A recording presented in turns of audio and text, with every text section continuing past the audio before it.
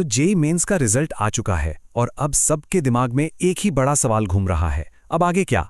चलिए आज इसी उलझन को सुलझाते हैं और समझते हैं कि अगला कदम क्या होना चाहिए। हाँ, यही वो सवाल है। इस समय हर स्टूडेंट, हर पेरेंट के मन में यही चल रहा है। क्या एडवांस की तैयारी में जुट जाना चाहिए या फिर एक अच्छे एनआईटी में सीट पक्की कर लेनी चाहिए, या कोई और भी रास्ते हैं? देखिए, इसका ना कोई एक सीधा साधा जवाब है ही नहीं। सही कदम क्या होगा ये तो पूरी तरह स्कोर और आगे के गोल्स पर ही डिपेंड करता है। तो चलिए एक काम करते हैं, अलग अलग सिनेरियो को समझते हैं और देखते हैं कि सबसे अच्छा रास्ता कौन सा हो सकता है। तो सबसे पहले उन चैंपियंस की बात करते हैं जिनका स्कोर 90 परसेंटाइल के ऊपर गया है। बहुत बढ़िया, शानदार काम किया है। लेकिन अभी सिर्फ सेलिब्रेशन का नहीं बल्कि स्मार्ट डिसीजन लेने का टाइम है। तो फिर करना क्या है? सबसे पहला काम तो ये है कि अपने स्कोर से एक एक्सपेक्टेड रैंक का अंदाजा लगाएं। फिर खूब रिसर्च करें कॉलेजेस और ब्रांचेस के बारे में। और हाँ, सबसे जरूरी चीज, काउंसलिंग को बिल्कुल भी लाइटली मत लीजिएगा। यही वो स्टेज है जहां एक सही चॉइस पूरा गेम बदल सकती है। और इसी के साथ सामने आता है वो सबसे बड़ा कंफ्यूजन, कॉलेज का ब्रांड नेम देखें या ब्रांच और प्लेसमेंट को इंपॉर्टेंस दें। एक तरफ है कॉलेज की रेप्यूटेशन, दूसरी तरफ है वो ब्रांच जिसमें इंटरेस्ट है और जिसका फ्यूचर ब्राइट है। इन दोनों के बीच में बैलेंस बनाना वही तो असली चैलेंज है। और ये बात इस कंफ्यूजन को काफी आसानी से सुलझा सकती है। सोचकर देखिए, एक सुपर फेमस कॉलेज में कोई ऐसी वैसी ब्रांच लेने से कहीं बेहतर है कि एक ठीक ठाक कॉलेज में अपनी पसंद की ब्रांच ली जाए, क्योंकि लॉन्ग रन में कॉलेज के नाम से ज्यादा स्किल्स और स्पेशलाइजेशन काम आएगी।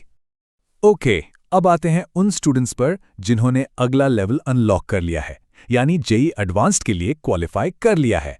सबसे पहले तो बहुत बहुत बधाइयां, ये सच में एक बड़ी अचीवमेंट है। तो इस पॉइंट पर ना गोल एकदम क्रिस्टल क्लियर होना चाहिए। अब सारा फोकस, सारी एनर्जी सिर्फ और सिर्फ एक चीज पर, जेईई एडवांस्ड। ये वो टाइम है जब हर डिस्ट्रैक्शन को साइड में रख देना है। तो सवाल है कि प्रिपरेशन को और सॉलिड कैसे बनाएं।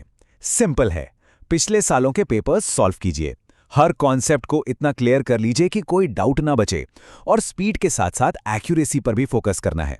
याद रखिएगा, एडवांस्ड में एक एक नंबर से हजारों की रैंक का फर्क पड़ जाता है। और ये सारी मेहनत किस लिए? क्योंकि जेईई एडवांस्ड की एक अच्छी रैंक सीधा आईआईटी, आईआईएससी और देश के बेस्ट इंस्टीट्यूट्स के दरवाजे खोल देती है। ये एक लाइफ चेंजिंग अपॉर्चुनिटी है जिसके लिए पूरी जान लगा देनी चाहिए। अच्छा, अब एक ऐसी सिचुएशन की बात करते हैं जो थोड़ी मुश्किल लग सकती है। उन स्टूडेंट्स का क्या जिनका किसी भी वजह से जेईई मेंस क्वालिफाई नहीं हो पाया? देखिए, सबसे पहली और सबसे जरूरी बात, घबराना बिल्कुल नहीं है, हिम्मत नहीं हारनी है। एक चीज समझनी बहुत जरूरी है कि जेईई इंजीनियरिंग का सिर्फ एक रास्ता है, आखिरी मंजिल नहीं। इसके अलावा भी बहुत सारे रास्ते हैं। तो फिर ऑप्शंस क्या क्या है? बहुत है। स्टेट लेवल एंट्रेंस एग्जाम्स हैं, उन पर फोकस किया जा सकता है। देश में एक से बढ़कर एक रेप्यूटेड प्राइवेट कॉलेजेस हैं, वहां अप्लाई कर सकते हैं। और अगर लगता है कि थोड़ी और मेहनत से बात बन जाएगी तो एक साल का ड्रॉप लेकर तैयारी को नेक्स्ट लेवल पर ले जाने का ऑप्शन तो हमेशा है। और एक बात हमेशा दिमाग में रखनी है, जरूरी नहीं कि हर सक्सेसफुल इंजीनियर आईआईटी या एनआईटी से ही हो। असली सक्सेस इस बात से मिलती है कि अगले 4 साल में क्या सीखा जाता है, जो स्किल्स डेवलप की जाती हैं, जो प्रोजेक्ट्स बनाए जाते हैं, जो मेहनत की जाती है, वो सबसे ज्यादा मैटर करता है। अच्छा, एक और बहुत इंपॉर्टेंट बात, मान लीजिए टॉप एनआईटी नहीं मिला, तो क्या जेईई मेंस का स्कोर बेकार हो गया? बिल्कुल नहीं, वो स्कोर अभी भी बहुत बहुत वैल्यूएबल है। पूछेंगे कैसे?